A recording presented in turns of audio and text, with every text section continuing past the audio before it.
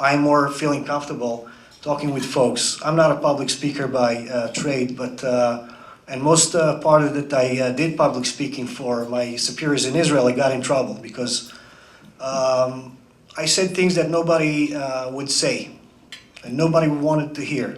Changes that nobody was, willing to take because the other guy didn't do it yet, so why should I jump first and take, the first step?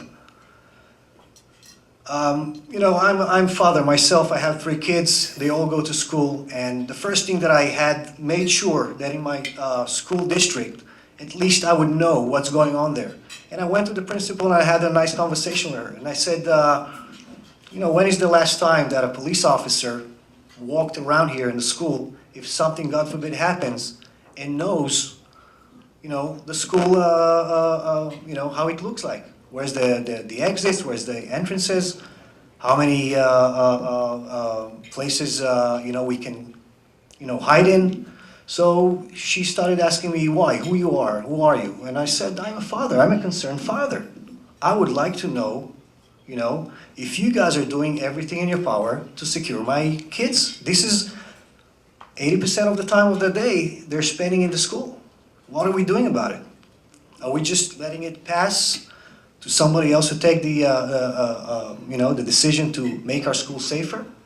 Or are we as school teachers and principals taking an active part in actually doing everything that we can in securing our schools? I know that when I came to America, everybody said, it's a matter of budget, the budget thing.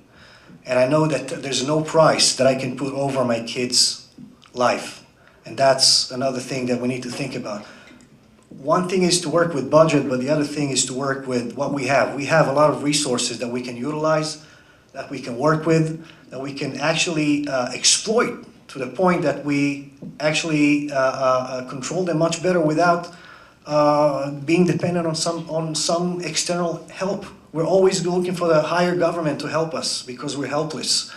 I'll tell you something, when you're under fire, when something happens in your school, no SWAT team, no special operations, no government, nobody's gonna come to your help. You're gonna be there with yourself. And you better be trained, you better be educated, and you better know what you're doing because you have a lot of liability on your shoulders. And it's very easy to mitigate our responsibility to somebody else because, we're just a small screw in the big machine. And I don't see things like this, and I told you that I got in trouble with my public speaking in Israel because that's my style. I don't like to be, politically correct, and I like to say things as they are.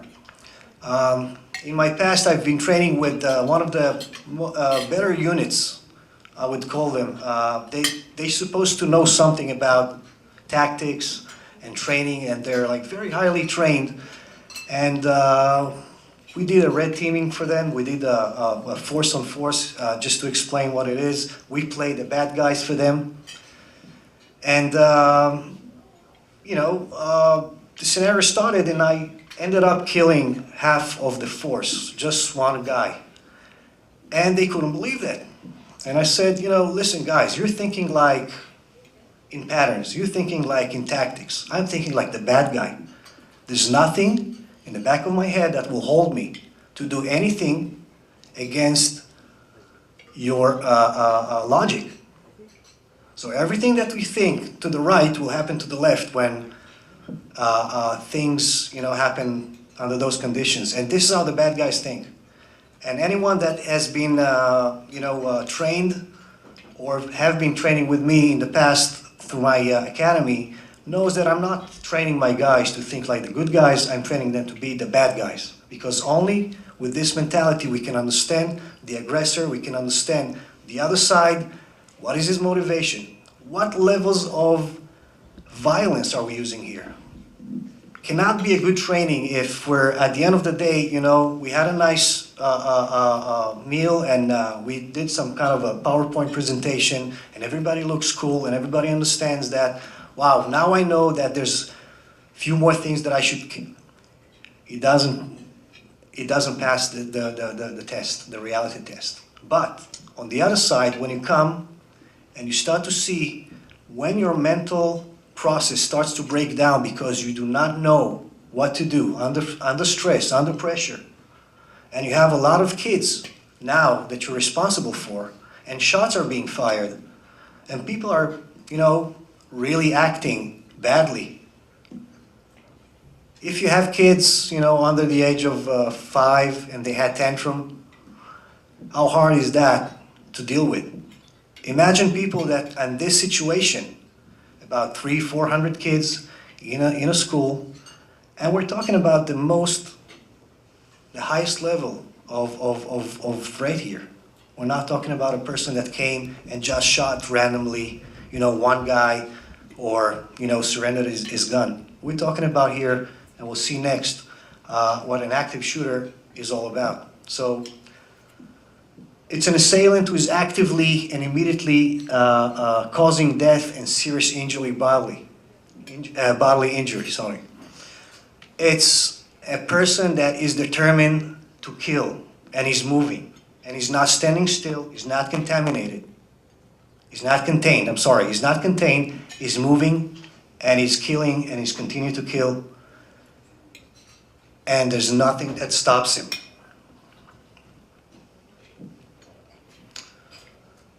There's two definitions of the situation of active shooter, okay? It's the dynamic situation.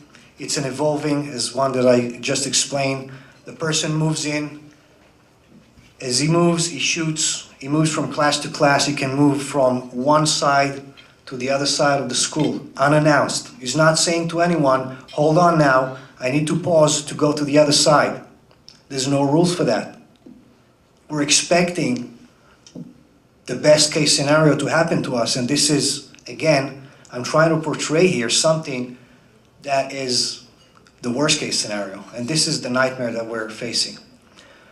A static scenario would be that is either, stopped shooting, or, now is transitioning, he's shooting towards either a barricaded event, he's barricaded in one room, and now is, stopped his active shooting, he's not moving anymore, and is standing still.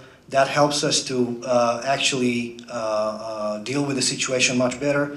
But again, the active shooter, by definition, he comes in, is not going to be just staying in one room. Okay? Again, we're thinking that's the best that we can hope for. Let him stay in one room, we can lock that, and we'll let the police deal with it. Okay? It's not going to happen, and it's not happening. And we've seen that over and over, unfortunately. This is one of the most complicated scenarios to deal with. Law enforcement, security, I don't care who you are, where you're coming from, how much training you had, it's not enough.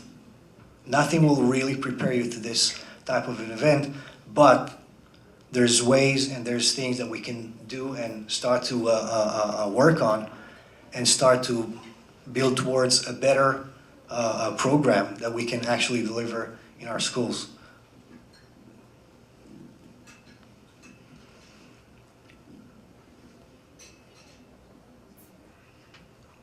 Excuse me, it's an Israeli PowerPoint, it's a little bit slow. We wait for it to respond. Okay, another definition is a timeline of violence. Okay, the timeline of violence starts, okay, when the active shooter started his first shot, okay, and now he carries it. We'll see it later on with few incidents. We had the Virginia Tech massacre as well. It was an active shooter that came in, and in a time span of 2 hours, okay, in between. So the event was not contained to a minimum. He actually moved from one place to the other side of the university, and he continued from there to shoot. So there's those situations when we're not sure what we're dealing with. Okay, we have to train at the highest level and to understand that expect the unexpected. Okay, because if you're thinking on borderline of, yeah, I know how to handle that, we have the SWAT team. The SWAT team is very trained. We invest a lot of money in it. They have all the equipment. This is what they do 24/7. But again, how much time, if I'm here already, it's going to take to fastest SWAT team in the world, even if they have a helicopter, to be roped on the top of this building until I finish my job here, if I started it. So in a matter of seconds, minutes are a long time. So this is how we need to think about. This is the lines that we need to address the threat actually, and to think about it in training, when we're training the staff members and the administration of the schools, the public places. Please continue on. Okay, we're going to touch a little bit about the mentality of the active shooter. Okay, mentality of an active shooter, of course, is not a stable person. We can see that he has the desire to kill without any distinction. Okay, he doesn't distinguish between a 5-year-old to a 60-year-old person. There's no heart in there. There's only a tunnel vision. He came there to do something very specific. He came to express his rage. At this point, nothing will stop him. Either the police that came in, or he's going to take his own life. And that's the realities. Okay? Nothing is going to stop him. No plea of a person to beg for his life would ever stop an active shooter. Okay? He's in the act of rage. He's just now, finished all the common sense, all the period of thinking beforehand. That's it. It lost it. Now we're dealing with a deranged person that his entire definition of coming today to the school was to kill as many people as he can. How do we stop? How do we reason with a person like that? Do we even try? Okay, so there's a lot of things that we can learn about the mentality of the active shooter, and to understand what is their, where are they coming from. And when you see over the time, these guys have commonalities. They have, things that actually put them together and tie them together. They have a sense of being, abused, that they're the victims. They're actually the victims. They're not the ones they're victimizing. They are the victims. This is how they see themselves. When they come to the school, usually it's either they have a specific target or that they go after anyway, but they will engage any target of opportunity on the way there. So, like David mentioned before, it can be now an unruly parent that, just heard that his son was, thrown out from school for a certain behavior. And now his entire rage comes into 1 second because, 2 months before he got a notice that he's going to be fired, or, So all these things are a ticking bomb, and when the bomb goes off, this is what we get. Those are the outcomes. Those are the things that we're dealing with. So an active shooter, again, in that environment is a very devastating thing. There's three categories of active shooters, or the three types of active shooters: workplace and school-related shooters, the criminal terrorists, and ideological terrorists. Okay, we'll see later on, if you remember the Mumbai attack in 2009. The Mumbai attack took place. 168 people got shot. Okay, they were a group of people. They were terrorists, but this is an active shooter scenario. They went inside hotels. They executed people one by one. They didn't plant a bomb. That, of course, after that, a few of them, and we'll see in the next slides, the outcomes of what is the actual outcome of an active shooter, okay, incident.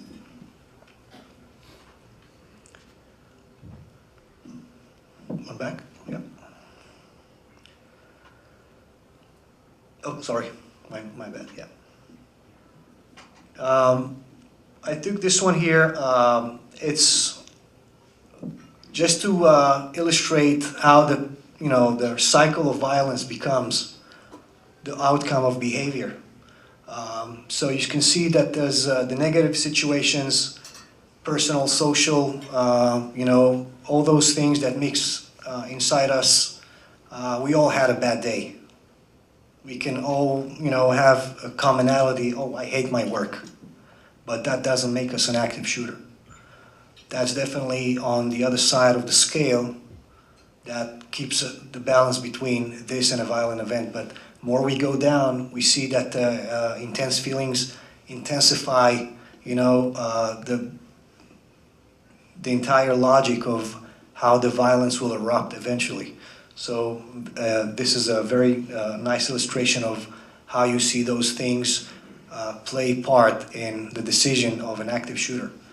Why would this be important to us to look at this? Because we all know certain people around us that have issues in their lives.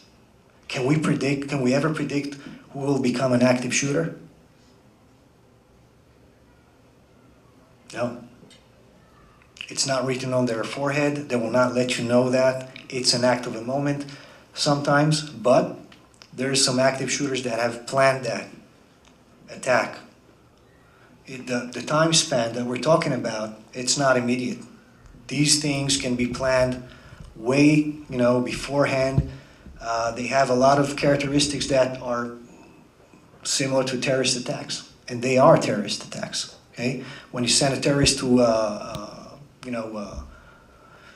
go and detonate himself as a suicide bomber in a place, it's not the first time that he's been there. He needs to know the place.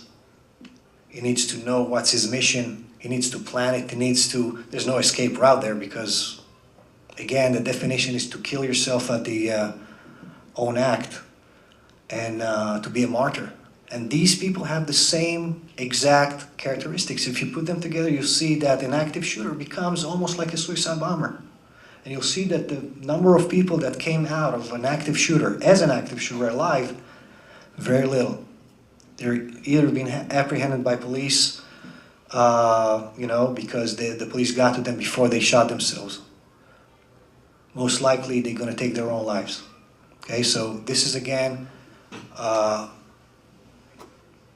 that's the peak of their act, to take your own life. Okay, and we'll see that in the next slides.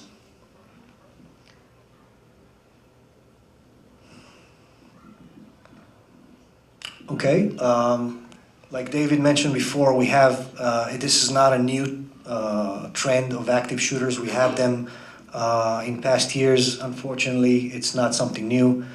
People express their rage in different ways. And here we see in 1966 in Texas, first active shooter, the clock tower shooter, very notoriously known. The outcome and number of people, I think it was 15 people that he killed. And you see the outcome. Next.